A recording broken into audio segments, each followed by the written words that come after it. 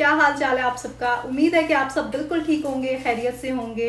अच्छा जी, आज मैंने बहुत सारी बातें आपके साथ शेयर करनी है, पिछली वीडियो के हवाले से भी, और भी कुछ बातें हैं जो मैं आपके साथ करना चाहती हूँ। तो इंशाल्लाह इसी वीडियो में आपके साथ शेयर करूँगी। अभी फ़िलहाल मैं अपने लिए सैलड बना रही थी, और इस सैलड के लिए बहुत ज़्यादा लोगों ने कहा था कि रेसिपी जो है ना शेयर करें, तो मैंने सोचा यहीं से वीडियो स्टार्ट कर लेती हूँ।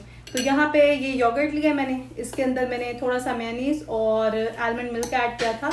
तो इसको मिक्स करके अब इसके अंदर मैंने 4 चीज़ें ऐड करनी है। एक तो एवोकाडो, एक कॉर्न और एप्पल, इसके अलावा हम डालेंगे इसके अंदर क्यूकम्बर। ठीक है, तो ये 4 चीज़ें इसमें ऐड करके, और हाँ एक और चीज़ भी मैं भूल गई हूँ, टमाटो भी ऐड करेंगे। इसको मिक्स करेंगे, थोड़ी सी इसमें काली मिर्च डालेंगे,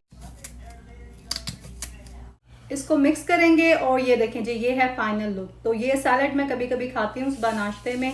इसके अलावा मैं एग ज़रूर लेती हूँ। यहाँ पे अब मैं अपने रूम में आ गई थी, बस कुछ चीज़ें बिखरी हुई थी वो सब समेटी, और जो भी रूटीन के काम होते हैं वो सब मैं करते जाऊँगी, और साथ साथ हम करेंगे बहुत सारी बातें। अच्छा, लास्ट व्लॉग जो मैंने अपलोड किया था ना, उसके बाद मुझे कुछ ईमेल्स आई, और इंस्टाग्राम पे भी मैंने एक दो मैसेजेस इस तरह के देखे थे जिसमें ख़वातीन ने अपनी जो रियल लाइफ स्टोरीज़ होती हैं ना वो शेयर की हुई थी, और वो चाह रही थी कि मैं अपने व्लॉग्स में जो है ना आपके साथ शेयर करूँ। तो देखिए, मेरा कंटेंट जो है ना वो इस तरह का नहीं है कि मैं हर व्लॉग में स्टोरी शेयर करूं किसी की। मैंने हमेशा क्वालिटी कंटेंट ही शेयर किया, और वही चीज़ शेयर करती हूँ जिससे दूसरे लोगों को फ़ायदा हो। कोशिश तो पूरी करती हूँ कि चाहे कम व्लॉग्स अपलोड करूँ लेकिन क्वालिटी हो उसमें। और मुझे बहुत अच्छा लगता है जब आप लोग इतना पॉजिटिव फीडबैक देते हैं और अप्रिशिएट करते हैं। इवन कि लास्ट व्लॉग के बाद भी मुझे बहुत अच्छा रिस्पांस मिला, और कुछ लोग तो कह रहे थे कि इस तरह की स्टोरीज मुझे शेयर करनी चाहिए अपने चैनल पे ना। तो देखें, बात वही है कि कोई ऐसी चीज़ होती है ना जिसमें सच्चाई भी हो, और लगे कि हाँ इससे दूसरे लोगों को फ़ायदा मिलेगा, इससे मोटिवेशन मिलेगी, तो वो दिल कहता है शेयर करने को। अब मैंने जो स्टोरीज पढ़ी हैं, एक दो तो यकीन करें ऐसा लग रहा था कि किसी ने ना प्रैंक किया है मेरे साथ, मतलब खुद ही से कोई स्टोरी बना के दे दी है मुझे। देखिए, मैं आप लोगों की फीलिंग्स की रिस्पेक्ट करती हूँ, और सच बताऊँ तो ये बहुत बड़ी बात है मेरे लिए कि आप लोग मुझ पर ट्रस्ट करते हैं, मेरे से इतनी पर्सनल बातें शेयर करते हैं, और मैं आपके दुख दर्द को समझती भी हूँ, उसे फील करती हूँ। और कई बार ऐसा होता है कि कोई सब्सक्राइबर मुझे ईमेल करते हैं, या इंस्टा पे कोई वॉइस नोट सुनती हूँ, तो मेरा दिल करता है मैं खुद बात करूँ इनसे ना। कभी तो ऐसा भी होता है कि फ़ोन कॉल इतनी लंबी हो जाती है कि मेरा एडिटिंग का जो काम है ना वो रह जाता है, और व्लॉग भी मेरा लेट हो जाता है। लेकिन मैं ये सब इसलिए करती हूँ क्योंकि मुझे खुद अच्छा लगता है जब मेरी ज़ात से किसी को फ़ायदा पहुँचे, या मेरे से बात करने से किसी को थोड़ा सा भी सुकून मिलता है, किसी को अच्छा फ़ील होता है, तो ये मेरे लिए बहुत बड़ी बात है। और इस फीलिंग से ना मुझे मोहब्बत है, मैं इतना अच्छा फ़ील करती हूँ, मैं रिचार्ज हो जाती हूँ। और ये सब मैं अब से नहीं कर रही, बल्कि तकरीबन मुझे 2 साल तो हो गए होंगे आई थिंक। जब भी मुझे इस तरह के कोई मैसेजेस आते हैं ना यूट्यूब पे कि सिस्टर आपसे बात करनी है, आपसे बात किस तरह से हो सकती है, तो मैं यही कहती हूँ कि आप मुझे ईमेल करें या इंस्टा पे डीएम करें, या मेरी लेटेस्ट पोस्ट जो है इंस्टा की उस पे मुझे कमेंट करें, ताकि मैं वहाँ से जो है ना आपको डायरेक्ट मैसेज भेज सकूँ। तो इस तरह से फिर कांटेक्ट होता है, और फिर अगर मुझे लगे तो फिर मैं फ़ोन पे बात कर लेती हूँ। और आपसे पहले इसलिए मैंने कभी शेयर नहीं किया क्योंकि किसी ने कभी कहा ही नहीं कि हमारी स्टोरी शेयर करें, या मैंने भी किसी की प्राइवेसी को इस तरह से पब्लिकली नहीं बताया। मेरे पास अमानत है आप सबकी। मुझे कल एक ईमेल आई थी कि अरूज प्लीज़ मेरी स्टोरी शेयर ना करना, वरना सबको पता चल जाएगा मेरी फैमिली में ना। तो देखें, आपकी इतनी पर्सनल बातें मैं सोच भी नहीं सकती कि शेयर करूँ किसी के साथ, ये तो अमानत है आपकी। और जो भी वॉइस मैसेजेस या जो भी चीज़ें आपने मेरे साथ शेयर की थी, मैं उसी टाइम ही डिलीट कर देती हूँ, मेरे पास तो है ही नहीं कुछ। और ये स्टोरी भी सिर्फ इसलिए की थी शेयर क्योंकि ये पूरा मैसेज उन्होंने भेजा ही इसीलिए था कि मैं आपके साथ शेयर करूं, और उसमें मैंने थोड़ी सी ही चेंजिंग की थी, बाकी सब वही था जो उन्होंने खुद मुझे लिख के भेजा था। इनफैक्ट मैंने तो उस व्लॉग के लास्ट में ना आपके साथ कुछ बातें करनी थी उसी टॉपिक के हवाले से, लेकिन क्लिप्स ही ख़त्म हो गए तो मैं वो बातें कर ही नहीं सकी। इंशाल्लाह किसी और व्लॉग में ना आपके साथ कुछ चीज़ें शेयर करूँगी जो मैं कब से सोच रही थी कि आपके साथ उस बारे में बात करूँ। और इसी तरह से डिफरेंट डिफरेंट टॉपिक्स पे हम बात करते रहेंगे, जैसे हम पहले भी क्या करते थे। बस बीच में गैप आ गया, मैं भी बिज़ी हो गई, अपनी पर्सनल कुछ चीज़ें ऐसी होती हैं, इंसान उलझ जाता है ना उनमें। तो अब इंशाल्लाह हम इस तरह के टॉपिक्स पे भी बात किया करेंगे। आज भी एक बहुत इम्पॉर्टेंट, बहुत स्पेशल टॉपिक पे हमने बात करनी है।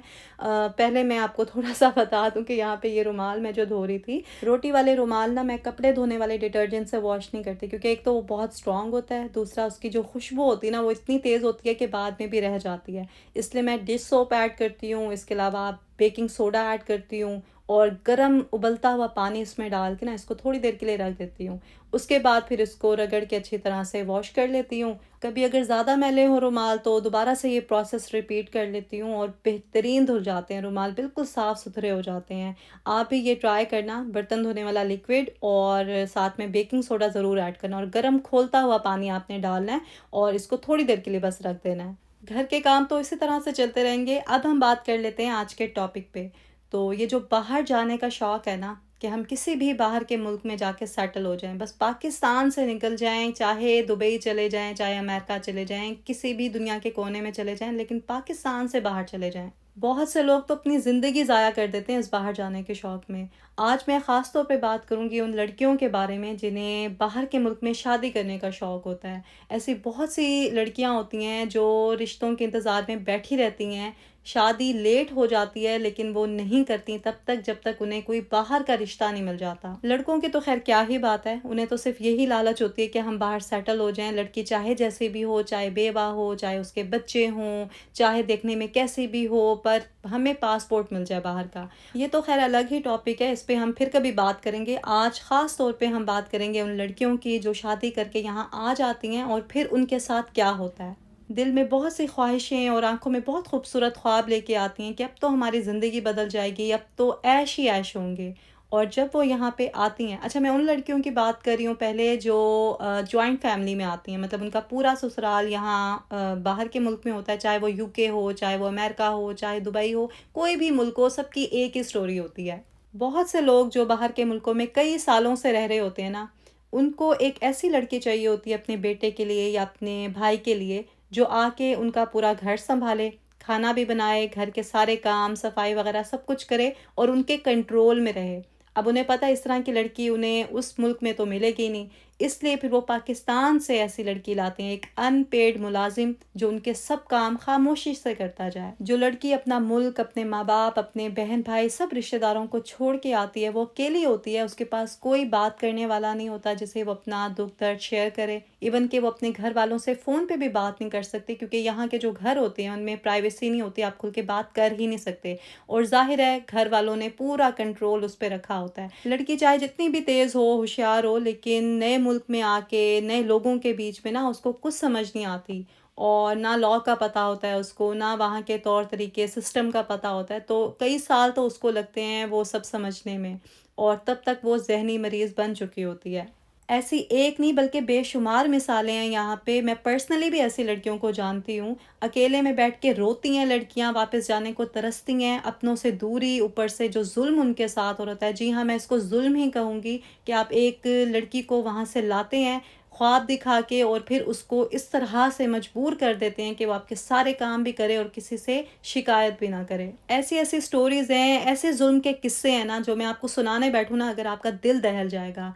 तो ये मैं बिल्कुल नहीं कह रही कि सब लोग एक जैसे होते हैं और सब लोग ऐसे ही करते हैं। बेशक कुछ लोग ऐसे भी होते हैं जो अच्छे तरीके से अपनी बहुओं को रखते हैं। ऐसी फैमिलीज़ भी मैंने देखी हैं यहाँ पे, लेकिन सच बताऊँ तो ऐसे लोग बहुत कम होते हैं और जो मेजॉरिटी है ना वो वाक़ई ज़ालिम होते हैं। तो जब भी आप कभी अपनी बेटी का, अपनी बहन का कहीं रिश्ता करें तो मेक श्योर कि वो लोग जो है ना उनमें इंसानियत हो, हैवान ना बन जाएँ वो। ये तो थी उन लड़कियों की कहानी जिनका पूरा ससुराल बाहर के मुल्क में होता है और ये भी मैंने मुख्तसर आपको बताई है, वरना बहुत सारी ऐसी चीज़ें हैं जो और भी मैं आपके साथ शेयर करना चाहती हूँ, लेकिन वही बात है कि वीडियो छोटी सी होती है, उसी में मैंने हर चीज़ कवर करनी होती है।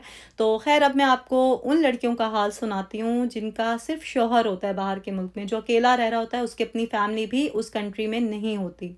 ऐसे बहुत से लोग होते हैं जो स्टूडेंट वीज़ा पे या कोई भी जुगाड़ लगा के बाहर के मुल्क में चले जाते हैं, वहाँ पे सेटल भी हो जाते हैं और फिर जो है ना उन्हें शादी करने के लिए एक ऐसी लड़की चाहिए होती है जो बस भीगी बिल्ली की तरह उनके साथ चुप करके ज़िंदगी गुजारती रहे। ऐसी ऐसी बुराइयां होती हैं उन लड़कों में, ऐसे गुनाह के कामों में वो इन्वॉल्व होते हैं ना कि मैं अपनी वीडियो में आपको खुल के बता भी नहीं सकती। बस यही कहूँगी कि बहुत बहुत एहतियात किया करें।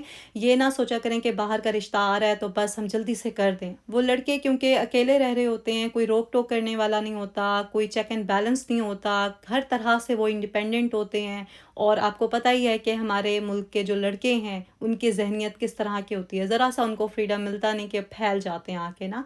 तो परवरिश में बहुत ज़्यादा कमी है, शायद इसीलिए जो है ना इस तरह की चीज़ें हमें देखने को मिलती हैं अपनी सोसाइटी में। पाकिस्तान में भी मैं समझती हूँ कि हालात बहुत ख़राब हैं, हाँ चीज़ें जो है थोड़ी सी छुप छुपा के हो रही हैं, थोड़ा सा कुछ लिहाज है, लेकिन बाहर के मुल्क में वो लिहाज भी नहीं होता, पूरी तरह से फ्रीडम होता है उनके पास, और गुनाह की आपको पता है कोई लिमिट नहीं है यहाँ पे। इतना बुरा माहौल है, और माहौल का असर लाजमी होता है, जितना भी इंसान अच्छे घर से आया हो ना फिर भी उस पर असर हो जाता है माहौल का। और अगेन मैं वही बात करूँगी कि सब लड़के एक जैसे नहीं होते, सब लोग एक जैसे नहीं होते। बहुत से लोग ऐसे भी हैं जो बल्कि यहाँ आके ज़्यादा रिलीजियस हो गए हैं और ज़्यादा अपने आप को बेहतर उन्होंने बनाया है। मैं तो खुद भी ये नहीं चाहती कि मेरे बच्चे इस माहौल में रहें और बड़े होके वो यहाँ पे सेटल हों, और हमारा प्लान भी यही है कि इंशाल्लाह बहुत जल्द हमने पाकिस्तान में मूव होना है, वहाँ पे सेटल होना है। बस यहाँ पे आके इंसान इस तरह से फंस जाता है ना कि वापसी का रास्ता निकालना बहुत मुश्किल हो जाता है, लेकिन वही बात है कि इंसान कोशिश करता है और अल्लाह की मर्ज़ी अगर शामिल हो तो वो भी हो जाता है पॉसिबल। आपको पता है बहुत सी ऐसी फैमिलीज़ हैं जो वापस जाना चाहती हैं अपने मुल्क में, लेकिन इस तरह से फंसे हुए ना लोग यहाँ पे कि जाना जो है ना वो नामुमकिन लगता है। तो बस ऐसे ही है, और ऐसा नहीं है कि यहाँ की लाइफ बहुत मुश्किल है, ठीक है बुरी चीज़ें हैं तो उसके साथ अच्छी चीज़ें भी हैं।